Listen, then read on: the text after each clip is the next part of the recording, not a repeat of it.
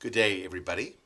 Once again, my name is Father Mike McDermott, and it is good for all of us to come together, to pause a little bit in the course of our day, and to remember what God has done for us, is doing for us, and will do for us. But today, especially, we hear in the liturgy of the Word this very powerful proclamation from the letter to the Hebrews.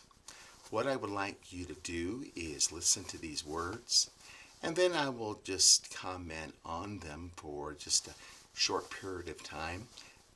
But two, this can be used for our daily meditation, our daily reflection. And so the writer, in his letter, her letter to the Hebrews, tells us, the Holy Spirit says, "Oh, that today you would hear his voice. Harden not your hearts, as at the rebellion in the day of testing in the desert, where your ancestors tested and tried me, and saw my works for 40 years. Because of this, I was provoked with that generation, and I said, they have always been of erring heart, and they do not know my ways. As I swore in my wrath, they shall not enter into my rest.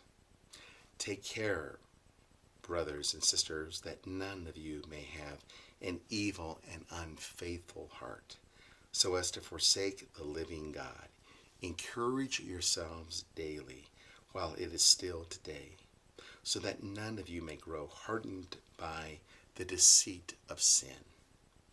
We have become partners of Christ if only we hold the beginning of the reality firm until the end." I think we live in a world that is filled with a lot of hearts which have been hardened. And as a result, we seek to soften those hearts. In softening those hearts, I think it is important that we remember to really take something important that we hear in this letter to the Hebrews and begin to implement it into our daily life. One of the great psychoanalysts of all time was Alfred Adler. He was a disciple of Freud, but he broke away from Freud, and what he did was he sought to, in one way or another, take the heart of one's psychology and put that into the community.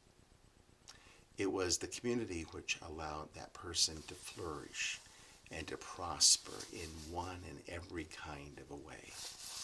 He said in order to live in community, we must encourage one another, become one another's cheerleader, lift another up.